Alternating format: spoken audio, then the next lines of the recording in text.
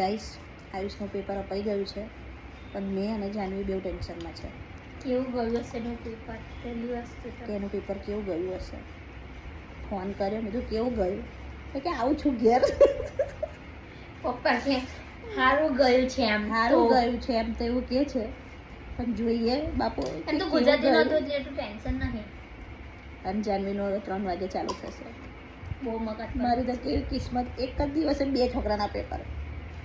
બહુ લોડાઈ ગયો બહુ, પણ માથું દુખે જાનવી ટેન્શન લઈ લઈને. લે આવીશ તારે મને તો માથું દુખે ગયું. પોમની ડબ્બી જોડે લઈને બેઠી છે કાનને વિચારીને ગાઈશ કે કેવા પેપર ગયા છે, લખશે કે નહીં લખે, કેવું થશે એમને, સારું થશે.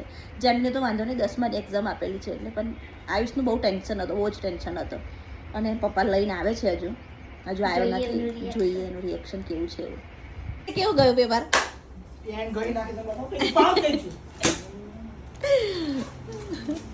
સારું ગયું એટલે સારું ગયું બેટા એમ કહું છું. આવડ્યું તને બધું જ? ભૂક્કા કાઢી નાખ્યા?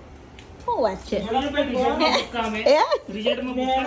મેડમ કે બસ બેન્ચીસ ગઈ છે આખી પેન ગઈ કાઢી મેં. એટલે સારું ગયું ને? આવડ્યું તને બધું જ? આવડ્યું તને બધું જ? મારી બાજુમાં ટોપર જ આવી મારા ક્લાસની.